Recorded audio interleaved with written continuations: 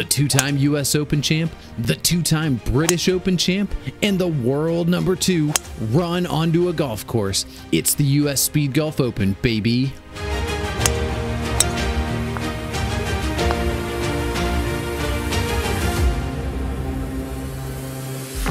Speedgolf, baby! Let's go! Speedgolf, baby, let's go. I'm Adam Lorton, and you're watching the U.S. Speedgolf Open thanks to our broadcast sponsor, Lockstock Cybersecurity and Analytics. Jin Ota is at the starting line, and joining me for this, it's Scott Dawley. You know him. He's the director of Speedgolf USA. He's the Speedgolf world record holder. He helped run this tournament, the U.S. Open. And real quickly, while it's on the screen, Oldham County Country Club is our host, 6,100 yards, par 71. Time par 44 minutes, an aggressive time par for a 4.2 mile run. This run is hilly, Scott. And Scott, welcome to the broadcast. Speedgolf, baby. Let's go. Let's go. So let's start by talking about Oldham County Country Club. We see Jin Ota parked here just over 100 yards out in the fairway here. Loved this golf course. What were your thoughts? Yes. As soon as I got out there and saw it, you know, we're in Kentucky every year in July for the Kentucky Speedgolf Open. So we drove down the road. I mean, as soon as we drive in, it's just a perfect location. Not quite as much elevation as Glen Oaks Country Club, where we host the Kentucky Open, and so I really like that. We're looking for a fast, challenging course that might have a little bit of elevation for the U.S. Open, because we want to see low scores and we want to see records broken. So this was a place where that could definitely happen. Absolutely. More on Oldham County Country Club, but this is Luke Willett. Luke Willett, your two-time British Open champion. And Scott, you've spent a bit of time with Luke. What can you tell us about him? Yeah, Luke is like my brother from across the ocean. You know, we just have so much in common. We think alike, but he has so much passion for this game, yes, sir. And he really trains his mind and his body to be the best that he can absolutely be. So, as soon as he emailed me, a few months before the tournament, said, "I'm coming over. I booked my flights." I mean, from that point on, he focused on nothing but playing well in this championship and trying to win. So he is a competitor, Absolutely. Just so he knows what I'm talking about. He is a cardio machine. I was on the camera for this round, and pleased to say that I was able to keep up. But yeah, this guy, I mean, he got around the course in 39 minutes the first day. That's 5 minutes faster than time par, and was looking to go even faster here on day 2, championship Sunday. Ugh. Oh, man. Tough lip out there on the first, and that's a double bogey 6 for Luke Willett. We saw another name at the top of the leaderboard there, and that is Jason Hawkins. Due to a camera issue that I completely own, my responsibility, we are not going to see Jason Hawkins until hole 4. He made a bogey on the first here.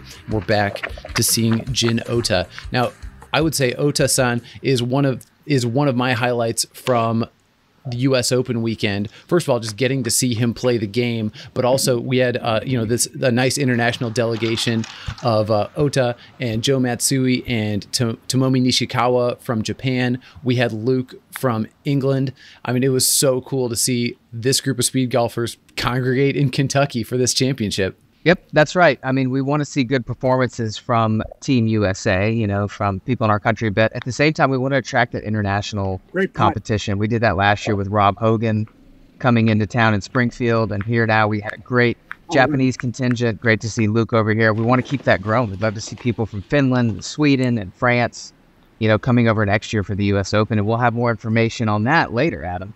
Absolutely. And it was unfortunate we didn't get to see Rob Hogan defend his U.S. title, but with Ota in the lead here, it looks like we have a chance to see 2 international U.S. Open champions back to back, which would certainly be a first in U.S. Open history. Yes, it would be, and like I said, I both really like that fact, and at the same time, it kind of irks me a bit because I'd love to see some more U.S. names on there, but we'll have to see how it goes next year. And I think being a World's year in 2024, every competitor, every speed golfer around the world is going to be picking up their game and really training hard and trying to bring their best at the end of the year. So we should see some of that at the U.S. Open.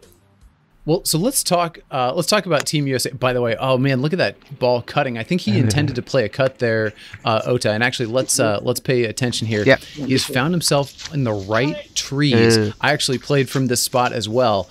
Very tough to make a 4 from here. You have to hit a cut off that tee. It's a sharp dogleg right, and the OB left. Yeah, so he's laid up nice and short. But yeah, one of the more difficult holes on the golf course. You got to put your drive in the right position. This is where he should have been after his first shot. This is what he was trying to do. So I'm glad he got it back there. Probably just hit it right in the middle of the green, leave himself a putt for par. If not, you take your bogey and you move on. Got it all the way back to pin high. Impressive, even though that was just, just 90 yards or so. Got it back to pin high. Tough green there. Looks like he's going to tap himself in for a 5. And Scott, you're not seeing this, but the viewing audience at home are going to see behind the scenes about how we make smart time par for these courses. And you're going to see a screenshot from Chris Hundhausen, the professor of speed golf. His software samples every 50 feet to see the elevation change. Look at that shot from Luke Willett. Yeah. Beautiful. Samples every 50 feet to see the elevation change, and knowing that a person can run or runs uphill slower than they run downhill can make smart time par, not just based on the distance, but also based on the elevation change. And by the way, while we're talking about this hole, Scott, really decisive action there from Luke Willett. He's 175, a tricky distance because, of course, he's got 5 wood. 5 wood's more than 175 for him. Immediately pulls out the 5 wood, hits it. I mean, an ideal distance there. And this looks like a very manageable par putt. Yeah, I would consider Luke's 5 wood basically like his third arm, and that's how he feels about it. I'm not sure he's missed a fairway, and he said this last year at Worlds, and I was like, I don't know about that. But the more that I've watched him, he might miss one fairway out of every 50, and so he's just so solid. He knows that club so well, and it's a weapon for him.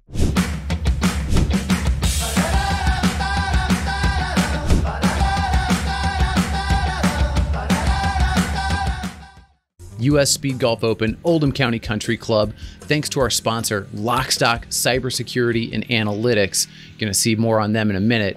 But this is Jin Ota on the short par 4 fourth. This is a tricky one, Scott. In course out of bounds on the right side, trees on the left. Ota's in a fine spot here. He's going to be able to play a wedge right over these bunkers short of the green. For the longer hitters, you have the option of trying to drive the green. In the practice round, I hit a driver up there just to check it out. I got it past the bunkers, almost onto the green there. So if not, it's something like a hybrid or a 4-iron just to get it out there to 100, 120 yards. It's a birdieable hole. As we just saw, just burned the edge there by Ota. Nice 4 in a minute 55. And I would say the world number 2. He is cruising right now. He's off to a perfect start at Oldham County Country Club. Perfect start. All right. Jason Hawkins on the tee. He has unfortunately gone bogey double-double in the time that we were not able to see him. And you're not going to believe this, Scott. That's not great for your speed golf score. That's going to put you behind the 8 ball, which is where he is right now. And you know what? Unfortunately, that just puts you under extra pressure here in the final round of the national championship. And so it's not the way you want to start, but we all know Jason is not going to quit, and he's going to push it all the way to the very end. No quit in this guy, and he loves to play aggressive, which is why you saw him take the driver out, land in that bunker, and he's got this short little cleanup for par here. Yeah, we all know Jason can bomb a driver. We also know that at the third hole at Glen Oaks, he can hit that driver 195 yards if he has to. So he knows that club really well as well. No question about it. Par 5. So right for side. Luke, he's going to be hitting his 5 wood, and then his 5 wood, leave himself probably 30, 40 yards short of the greens, my guess. It looks like he went a little right here. Nice he missed a fairway, Adam. That's what we call the caster's curse. Yep. But I was on here. I was on the camera for this one. He threaded it perfectly between the 2 bunkers here. He's going to leave himself an uppable, downable situation. Well, okay, not. Oh yeah, so I have to take that back. Then he didn't miss the fairway. That was his second shot. He missed the fairway off the tee. Oh, he did. and missed the. Yep. Come on, mate. You can't be doing that. Let's see here. Struggled with the putt. Don't want to be making 5 on that hole, although a minute 44, at least already a minute under this aggressive 44-minute time par. So quite impressive there. And here's our newly joined Jason Hawkins tapping in for the 4. We're moving on to the par 5 fifth. This one, again, out of bounds down the left. Fairway bunker dominates your vision on the right. A accurate tee shot is required. And talk to me about what you see from Ota's swing. He's got this finishing move where he kind of steps into it almost like Rob Hogan. Yeah, he transfers his weight really well, and I like the pause he has at the top. He's not taking it all the way back.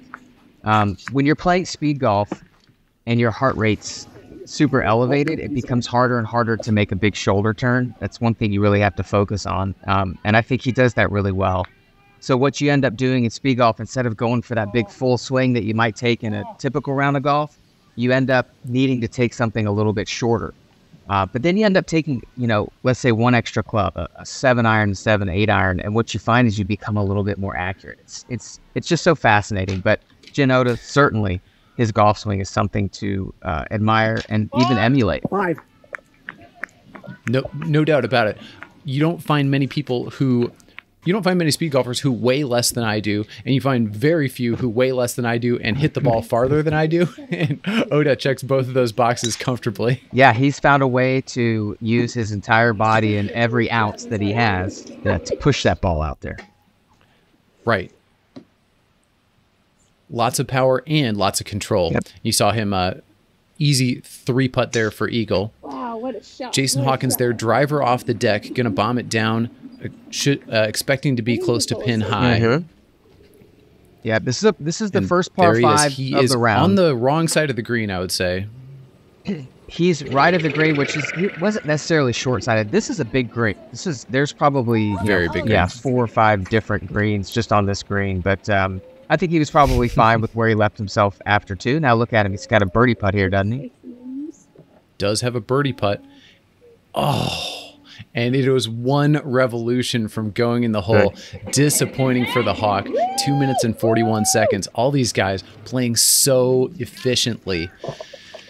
All right, and Luke Willett looking to prove Scott right by hitting the fairway here. Yep, shout out to Luther Olson there in the background, finishing his round. All right, the front 9 of his round. Yep.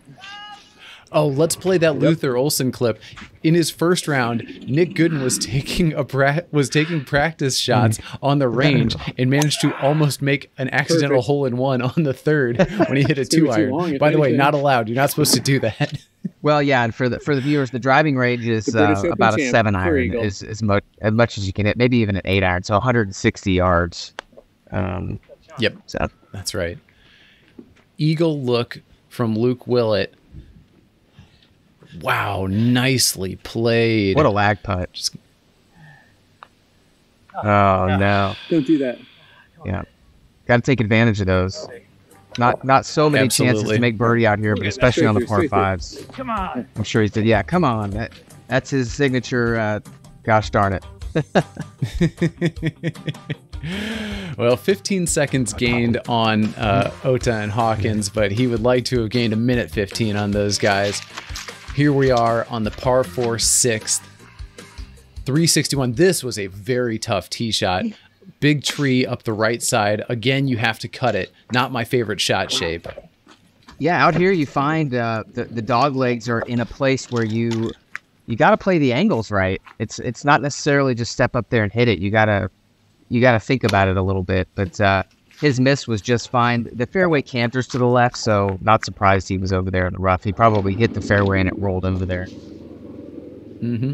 Had tree trouble, so he played it off to the right side here, left himself pin high with a putt. Now these greens, Scott, I found them deceivingly fast. I don't know what your thoughts were. Especially where that flag was right there. Look at that ball. It's still going. I 3-putted from the shadow of the flag.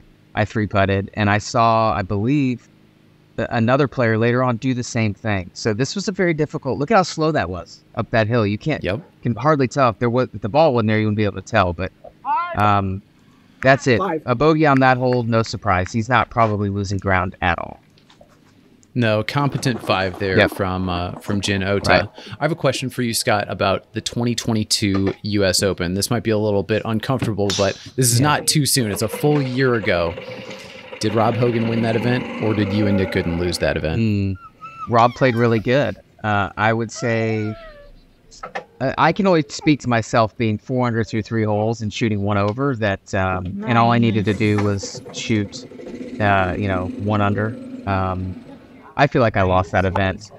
I think Nick had a couple of unfortunate incidences there as well that may have affected him, but I think you'd have to ask Nick how he feels about that. But as far as I'm concerned, Hogan played great. He did what he needed to do to win. I think I left a few out there, and unfortunately probably should have taken that one home.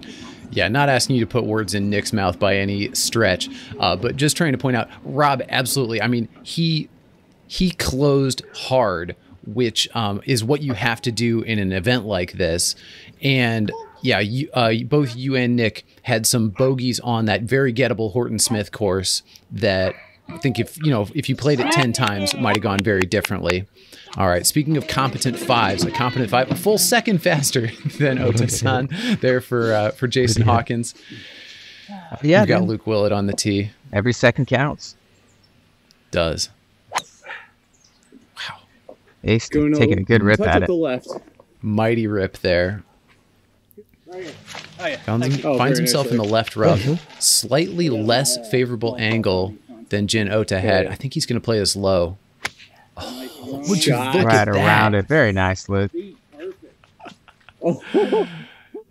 That you love to see it. Yeah, is that close enough for you? Okay. So I was just a little bit right of him, but watch this. It just keeps going. Come on. Now you gotta start to wonder, Luke. I wonder if it's the club or Luke, and I'm starting to think maybe it's that club. If he had a putter in his hand, would he have made these 2 short putts? I wonder the same thing.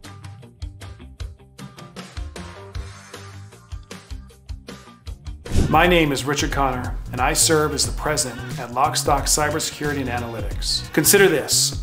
When you design a house, you want to ensure that you build to code right from the beginning. It's going to be far more expensive to go back and fix all the code violations if you ignore them during the construction phase. The same is true with cybersecurity. When you're developing a software platform, web application, or business improvement process, it's important to have cybersecurity protocols front and center to avoid costly mistakes in the future. Everything we use is becoming more and more complex, and with that comes vulnerabilities. Give us a call and let our team do an assessment of your company to see how you stack up. We look forward to talking with you. On the tee at the par 3 7th here at the U.S. Open. Thanks again to Lockstock Cybersecurity and Analytics for making this broadcast possible. And we're going to talk about Luke Willett's club selection in just a second. But right now, Ota is on the tee, and you see that with that bogey on the par 4 6th, he's now 16 seconds over Speedgolf par. Now with a golf par of 71, time par of 44 minutes. How would you describe any speed golfer who's able to beat Speedgolf par for this 36-hole event, Scott? Nice par. You've been very efficient. You've been training. You've been working hard at both sides of the sport. That's the only way you're going to be able to do that. Absolutely. I mean, we saw some of the best names in America. I'm talking about Scott Dawley and Nick Gooden, the U.S. Open second and third place athletes from last year. Were getting around this course in, 47, 48, 49 minutes, right? Yeah, I think I might have done day 2 at 46 or 47, which is 2 minutes off of Speedgolf par. And I hadn't been doing a ton of training, but on day 2, I only took 1 club. And still, even then, couldn't meet the Speedgolf par. Yeah, so just to put it in perspective, I mean, this is This was a true U.S. Open in terms of the degree of difficulty, how hard it is to break par. And like you've been seeing these last couple of holes, these greens were unforgiving, not the easiest to read either. I mean, they were rolling true, but especially when you're in a hurry, the break was subtle. Yes, lots of subtle breaks, and there was a couple times I just couldn't believe it. I read it to go one way and it went the opposite. It doesn't happen too often. All right, here we have Luke Willett playing, looks like it was a 5-wood and a mid-iron and a gap wedge, I believe. Putting with the belly wedge, which we saw, Rob Hogan do to great effect. We saw Jamie Reed absolutely dominate the World Championships with this club selection. I've been watching Go Golf, and Robin Smith, he's now practicing also. He's taken the Scotty Cameron out of the bag. I'm curious from your point of view, Scott, you carry a putter. How many strokes do you think the putter is worth? I would say that there is definitely a few strokes gained by using the putter. You are going to sacrifice time. I think you're carrying an extra club there, and that makes a difference. It just all depends on how much you're going to practice if you're going to putt with a wedge or putt with an iron. If you're going to put in the work to be able to make those short putts, because you can't make up enough running time if you're going to miss a lot of putts inside of 5 feet. So if you haven't done the practice, you got to take a putter with you. Otherwise, your speed golf score, right, strokes plus time, is going to be higher. Well, right. And what's the most you can gain in terms of time? Let's call it 2 minutes. So if you believe your putter is worth more than 2 strokes gained, it's still worth it to take the putter.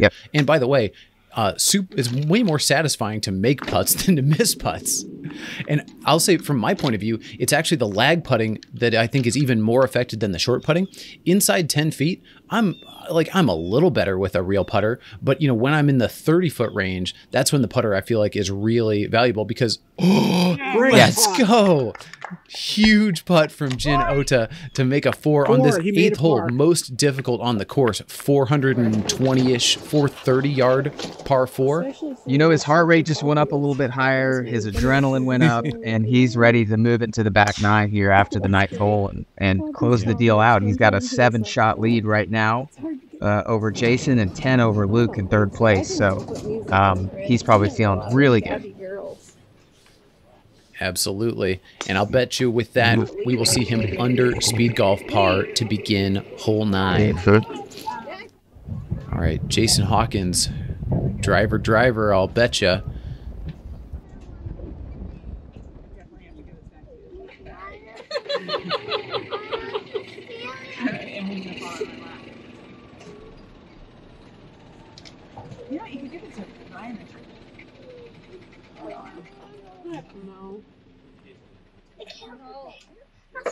Good effort there.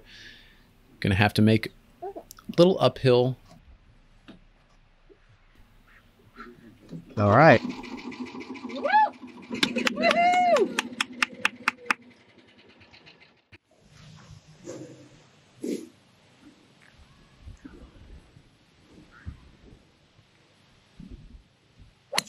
Definitely like how close Luke is putting his silo. Shot, Luke. Right down next to the ball, trying to make as an efficient a move as possible through the shot box. There you go, a little close there. Right.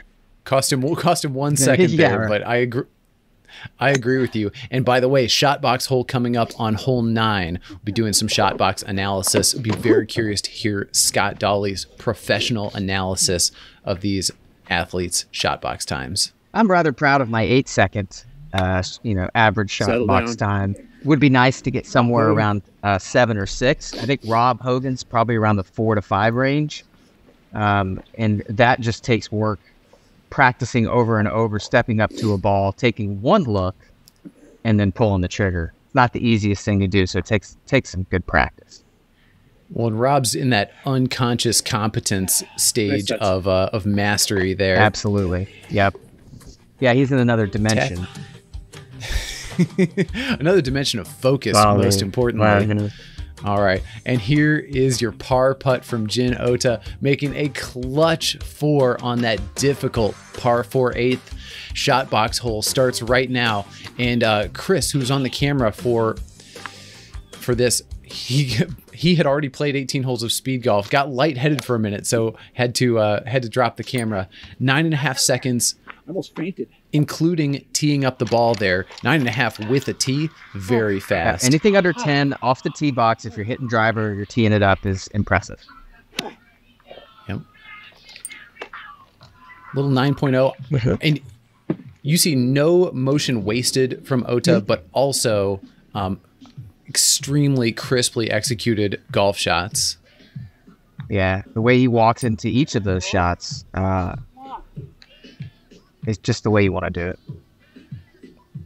Great rhythm. Can't you see that? You see how he's got a really good rhythm on every shot. And how much easier, Adam, is it to get into a rhythm when you don't have 5 minutes between shots? That is amazing. All right, apologies for the angle here. This is Jason Hawkins taking driver, going over the top, less than 10 seconds in the shot box, again with driver, middle of the fairway, position A1 for the Hawk. Bag down to bag up. Yeah, very nice.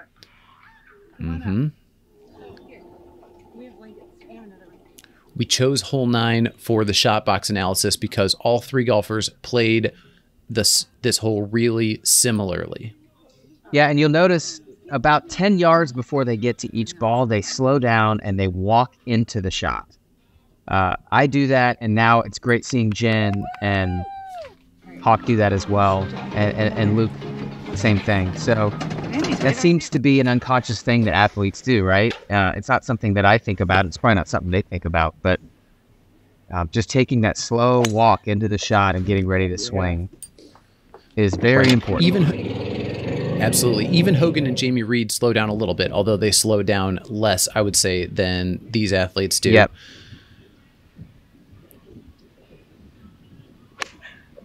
I would agree with you there. 6.4. Yeah. Yeah. It does. And you could do the math on that, 1 second times 50 shots or 60 shots. That's a minute. That's a minute. You put a little work in, you can take off another stroke from your speed golf score. That's right. All right, and Luke Willett, 20 seconds of golf time. It helped that he had basically a tap in there, but that was 20 seconds for Luke, 26 for Ota, and 29 for Jason Hawkins. So about a 10-second differential in terms of golf time between Luke and Jason.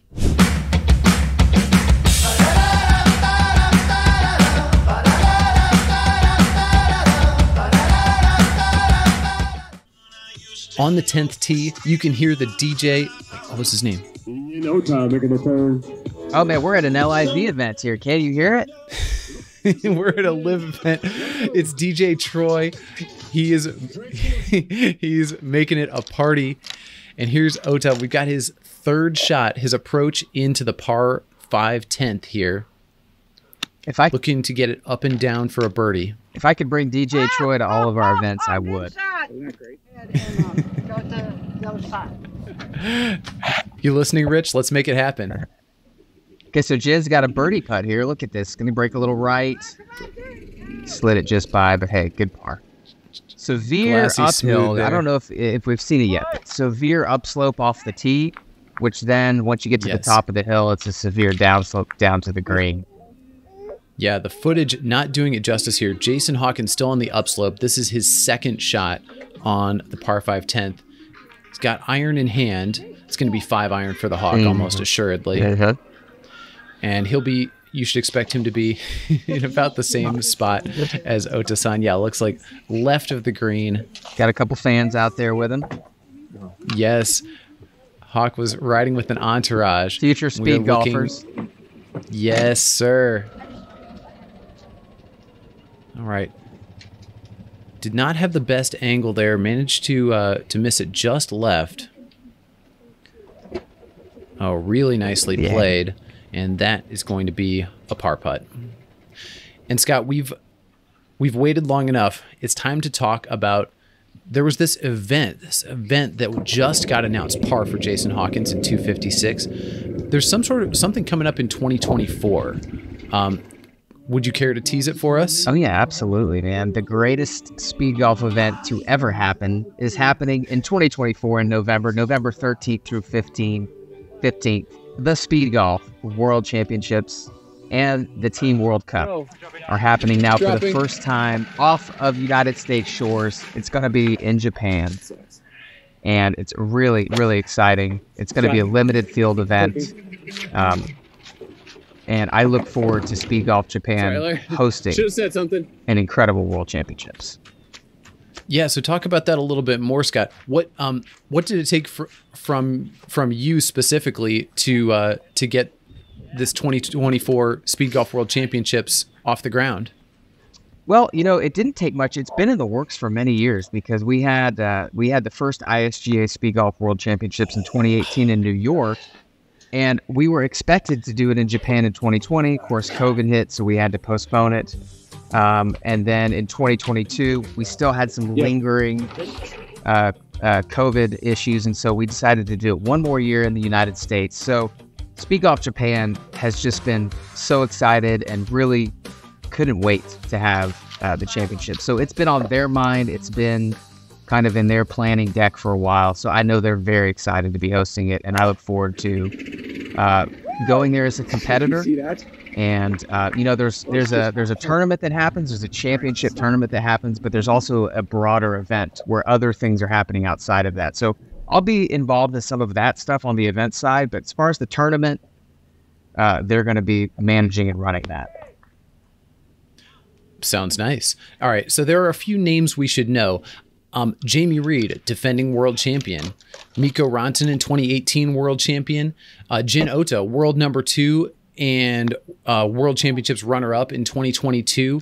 Robin Smith, New Zealand Kiwi speed golfer.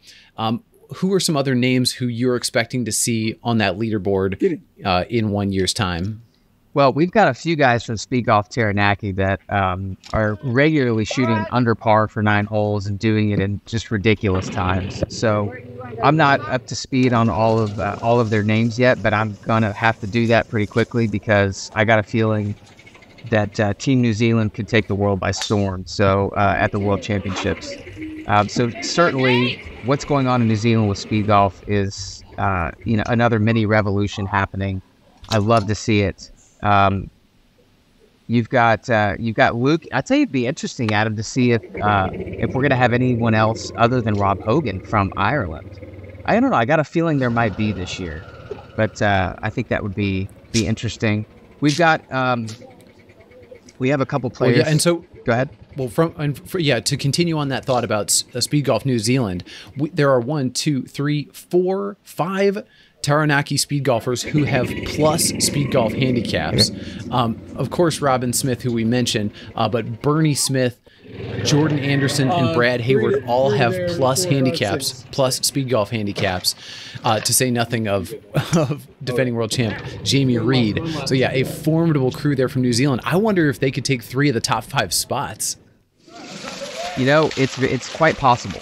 Quite possible. For that reason, like I said before, Team USA needs to get its act together and spend the first 10 months of the year working hard, training, and getting ready to go, make a good showing there. So this is something we talked about a bit offline, but the next great American speed golfer, I would say we don't know their name.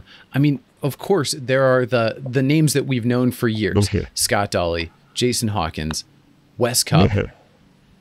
But who is coming? Who's coming to save us from the disease of old age, Scott? Yeah, exactly. Will the next generation of speed golfers please stand up?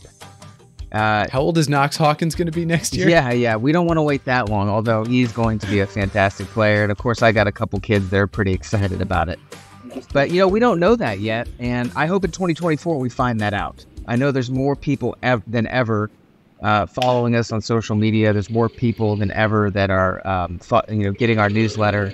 And so I think with some good work this year, it would be great to see a young speed golfer head over to Japan and make a good showing.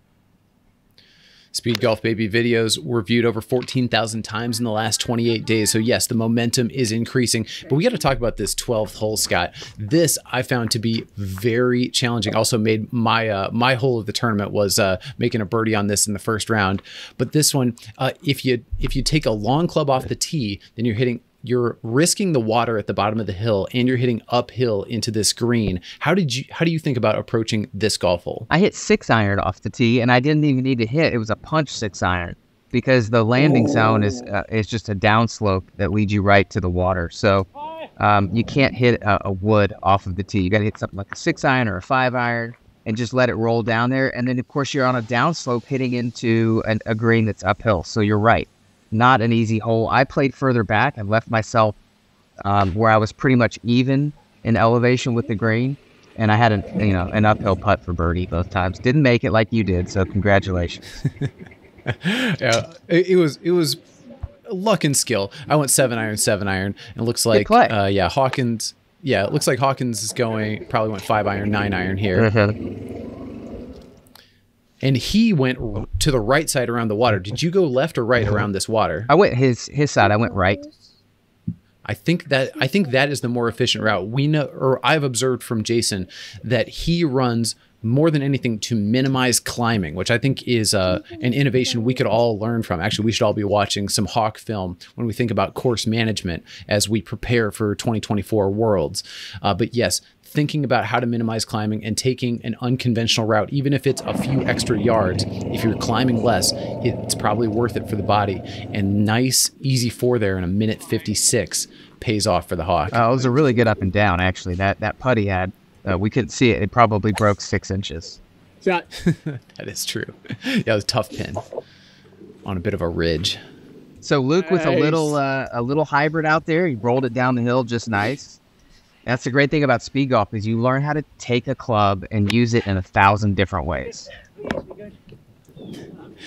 Absolutely. And like you said, that 5-wood, basically an extension of his arm. Yeah. Got a birdie putt up the hill here. It's be tough to get it to the hole, I would think. Well, I will go ahead and eat my words now.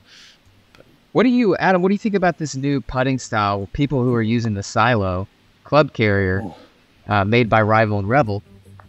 What do you think about that arm tuck? We don't really have a name for that yet, but it seems to be quite popular.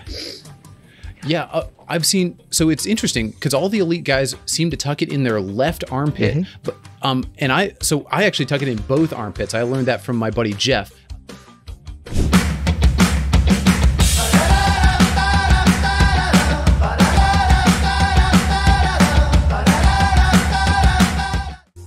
He whipped out. Hole 13, par 5 up the hill, reminds me actually a lot of hole 13 at Glen Oaks, a long, difficult climb in the middle of the back 9. But Scott, you had just asked about arm tuck with the silo. Now, what I've noticed is that the elite players, they all tuck it on their left armpit. But to me, that gets my clubs in my vision. Maybe my armpits are just shaped different. So I've tucked it in the right. I've tucked it under both armpits. I don't see the right way to do it. Now, what is your point of view on the best way to do putting with the silo? So I haven't experimented too much with the arm tuck. I've tried it, and it definitely takes a little getting used to with all of that weight where it is and the clubs hanging out. It's uncomfortable to me. I hold my clubs, and I hold all that weight on my left hip. So that's where I'm holding the silo up against my left hip while I putt one-handed.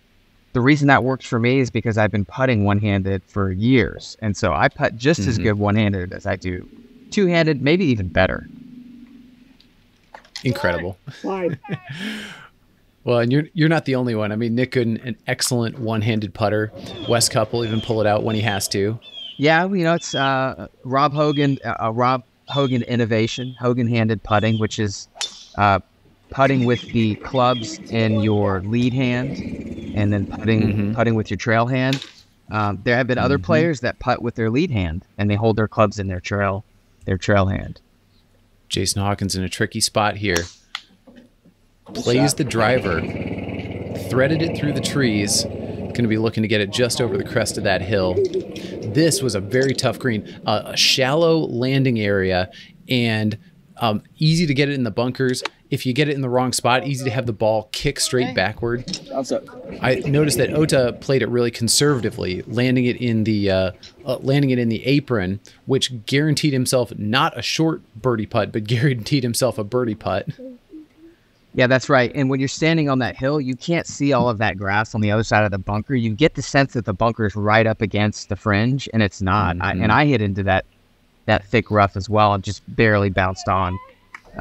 Left me a little longer birdie putt than I wanted. 6 pars in a row for Jason Hawkins. He has famously said he never warms up for a round of speed golf. And I know you're not qualified to diagnose this on his behalf, but I mean, do you think that that he just did his warm up on the course and that a little warm up beforehand might have had him making those 6 pars right out of the gate? You know, I'm not sure that would have made a difference, actually. He's been doing this so long, and he knows he's got the formula down. It doesn't work out every day sometimes. But I think, I think for him stepping up on the tee, because what do we do when we're going out and play with our buddies, Adam? We get up, the sun's rising, we get out to the golf course, we pay our green fee, and we step on the tee and we go. And No, I appreciate that point of view. And of course, there's a reason that a round of golf is 18 holes. Well, mostly it's historical. However, you can't play 18 perfect holes of golf. I mean, in my opinion, a round of golf does not start until you get punched in the mouth the first time. And unfortunately for Hawk, he got punched in the mouth in the first 3 holes in a row, which is making this broadcast a little less dramatic than we would like to see. But yeah, he is rounding into form at this stage of the round. Well, I mean, the commentary is amazing, so that's a bonus. A great point by you, Scott. Jin Ota, long par 3 here, 183, down the hill with a domed green. Anyone who makes a 3 here should be happy. And Ota's in a great position, center of the green, uphill putt. Did I just hear him give a little shout on that last swing? He does. He's like Rafael Nadal. I love that. Yeah. Well, I want to experiment with it. If I could get 5 extra yards by yelling on the tee, I would do it. All right. Now, Ota, with a 3 there, he's got 4 holes to go, is a minute 44 over speed golf par, probably a minute 30 when you factor in hole 14. Means he needs a birdie down the stretch if he's going to break speed golf par for the tournament. That's probably where his mind is, Adam. He doesn't know how anybody else is playing, and he won't know until after the round is over. And so we can't assume that he knows he has a 5-stroke lead or any lead at all. And so his goal is to get out there and get under par, because he feels if that happens, then somebody else is going to have an incredible round to catch him. Well, exactly. And for a guy who shot 71 on the first day, he's now he's now +4 on the day, which has to make him feel like he's a bit vulnerable. Right. Especially considering Jason shot 72, I believe, day 1. Right. So in his mind, he's kind of in that mode where he's looking to finish really strong, probably very focused. Just came up the last hole on the par 5, which is straight uphill. Nice par. Way to go, Luke. All right. Hey, amazing up and down there from Luke. You saw that domed green come into play. Tough to play a better distance on that chip shot there. Got himself in a real nice position. Managed to drain it for the par. If he putted like that all day, his score would be better. Well, I'll tell you something else about Luke is that he gives emotion in the right places, and that emotion is used in order to pump him up, so that he can continue to pounce through the round. He's just moving at such a clip. But to be able to get a little rush there, even making a 5-footer for him, it's worth it to give a shout, and to get the adrenaline going so he can finish strong. All right. Here's your par 4 15th. Not a long hole, but obstructed vision on the approach makes it a little bit more difficult. Ota played it to the front of the green, had himself a real manageable 2-putt there. 2-putt par, carefully picks the ball up out of the hole. He's a minute under time par. Again, aggressive time par. So this guy is moving with purpose, playing great. And by the way, Scott, I want to thank you. On this hole 15, the men's tee box is normally behind the water. Right. And I think wisely, you decided to pull that tee box up so you don't have to run past the pond and then back past the pond. Yeah, it's an extra, it's an extra 90 seconds to 2 minutes of running. And I don't think that accurately reflects the golf course and what type of times we should be seeing. And it honestly turned this par 4 into a drivable short par 4 up the hill. It is a blind shot, but if you were to hit driver and pull it off, this is where you're going to make up ground. Absolutely.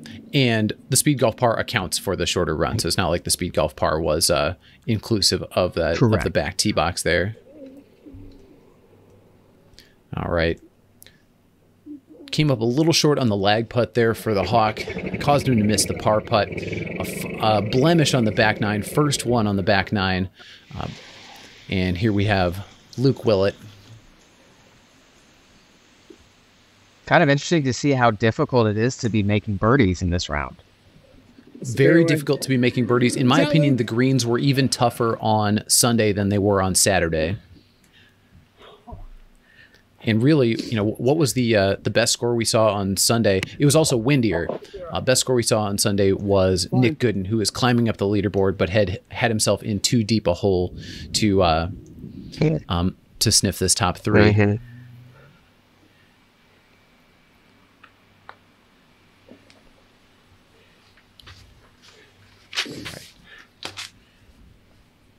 And Luke Willett taps in for 4, 2 minutes and 8 seconds. So he's at 32 minutes and 43 seconds with 3 holes left to play. All right, with 3 holes to play, we've got Ota on Speed Golf Par watch. He's at plus a minute 37 to Speed Golf Par.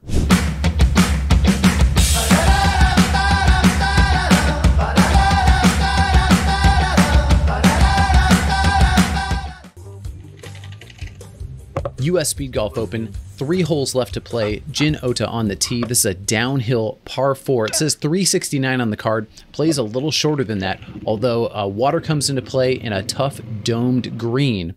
Now, Scott, you named the Speedgolf USA Ambassador of the Year. You do it every year at the U.S. Open. Tell us about this year's Speedgolf Ambassador of the Year. Oh man, what a pleasure and what an honor to award it to Tim Shrike out of Springfield, Missouri.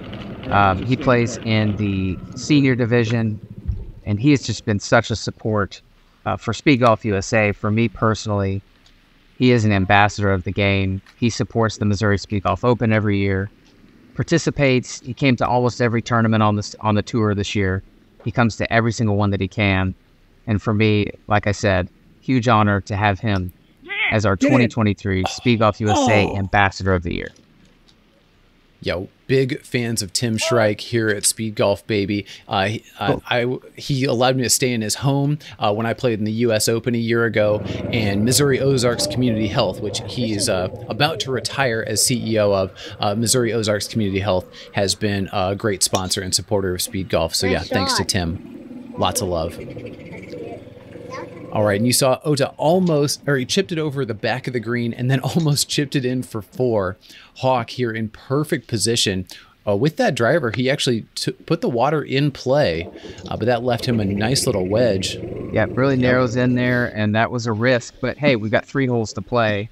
He knows he's got to make something happen, so I'm glad he's able to pull that off. Hopefully he can make this putt here. Just short. Saw from the body language, he didn't love it. Broke a little more than he thought. Tap in 4 there on hole 16. And Jason is at 37 minutes, 51 seconds. So on pace to break time par, but he is plus 8 to golf par. Oh, we got Luke making some noises now too on the swing. This is great. You see Ota up there? I might need to give that a try, Adam. I recommend it. Yeah. I mean, it works for Nadal. Right. Boy, he's still cruising, isn't he? Oh, I hit that a little long left, huh? Cruising. Airmailed the green here, and boy, this is tough. It's rough all the way up the back of the green. Settle. Right, he bumped it into the side, and it still wasn't enough. It's going to roll all the way down here, and this is... I don't need to tell you, Scott, but this is rough on a speed golfer because this is costing time and strokes. Big time. Yeah, I'd go playing that Army golf on a hole going past the flag. First of all, you don't want to go past the flag ever. It's just a waste of time. But then to go past the flag and have to go back off the front of the green, this is what you hope doesn't happen. Right. Ran it past on the first bump and run, then played a little too conservative on the second bump and run. Tough there. All right. And I think it's safe to say Jin Ota got a 4.5 shot lead going into the last 2 holes. This man is cruising to victory, the world number 2. It is an absolute pleasure to watch him play the game. Just so steady, so efficient. And I mean, with a game like this, he of course will be a contender at the World Championships. And by the way, kind of like our friend Jason Hawkins, wouldn't be surprised if he knows the golf course better than anybody. Absolutely. You know, I made a triple on the first day on this hole. I lost my ball on the right there, so that was one of it was a penalty stroke. But you can't see past this flag and past this green. Now you can see it. There's a bunker right there. Well, and the green runs away. I hit what I thought was a perfect approach and was in the back of that back bunker. Yes, exactly. So so it looks like, you know, Jin successfully navigated this hole. He's on his way to victory, but you know, before he had teed off, there was a small chance he could make something like a bogey, double, or triple. That is true. He got it done. Taps it in for a 5. That's 2 bogeys in a row. 5. But it's, again, not going to be enough. Jason Hawkins, going to catch a little spicy camera angle here through the tree. It's an art piece. My dad did himself.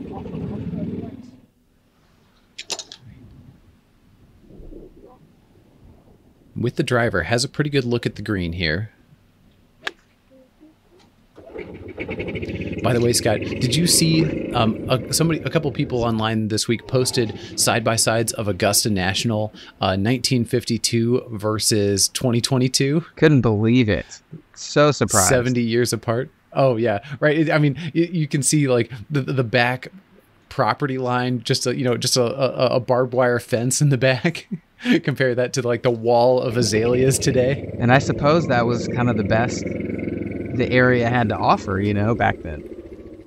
I mean, it was a championship golf course then. Yep. All right. Smack. Keep it going, Luke. Yeah, that sounded like it was ripped. That's another impressive thing is you see some speed golfers, and as the round progresses, they get a little bit slower, not only on the run, but they'll go a little bit slower through their shot box. And the best players in the world find a way to get into that rhythm and keep it through the entire round. Yep. What surprised me meeting Luke Willett is that he's way bigger in person than he looks. I've seen him on camera many times, but he's like 6'3" and like big, broad shoulders. I mean, this guy is he is an athlete, and that is keeping him going in the late stages of this round. All right, yeah, 37 minutes and 8 seconds through 17 holes for Luke Willett there. Yeah, and that being plus 12 is not an accurate reflection of his golfing ability. I think it's a reflection of, putting with that wedge and just not having a day with it, basically. Struggling with... I agree. I mean, yeah, his strokes lost were mostly on the putting surface. Really nice play there from Ota. You saw he played the fairway wood off the tee. This hole's playing about 200 from the back tees. Very difficult hole. I just played it as a par 4. He got it to pin high on the left side. Now has a chance. Yeah. Drops it for par. You love to see it. And the world number 2 cruises to victory at Oldham County Country Club. This is your second international U.S. Open champ in a row. And have to say it, a bit of a missed opportunity for Jason Hawkins. It was. Playing at a course he knows well, had a great first day, just couldn't string together two complete rounds. And I mean, great effort from Hawk. He actually only trails by 3.5 minutes here, so it was very much in play for him. And I know more great performances to come from Jason Hawkins. Yeah, and maybe, if you have them on the broadcast here soon, you might be asking them the same question about this Open. Who won it, who lost it, and what's the consensus on that part. Picks it up after dropping it for a 3. Fast across the line. My gosh, that guy can move. 42 minutes and 10 seconds. 2 minutes under time par. Disappointing on the golf game, but man, what a competitor. This was a great finish because it was a par 3. We actually flipped the 9s for the tournament so that we could finish on this hole because we had the great choice. Yeah, the Speedgolf player lounge patio was right out there by the clubhouse, so everyone got to see all the players come in and finish. And it's not an easy par 3 that slopes straight right to left. You'll see here, it's just going to keep going left. But that was actually a really good chip. A brutal golf hole, really well played here by Luke. Oh, and dead center, rolls it in for the 3. And you want to see a fast finish? Here's a fast finish for you. How about that? After 18 holes, 4.5 miles, they still have all that speed left in them. 38 minutes and 51 seconds. That's like shooting a 67 with your legs, Scott. Right. Beautiful win for Jin Ota. Nice finish for Luke Willett. I want to thank every single person who volunteered, who participated, who filmed, and by the way, Scott Dawley, who organized the U.S. Open in 2023. Oldham County Country Club, got to address you for a second. We loved this golf course. We loved the hospitality. Can't wait to be back for a future championship, I'm sure. If you haven't already, would you please subscribe to Speed Golf Baby?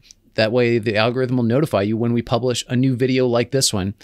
Scott, where can people find you if they want to find you online?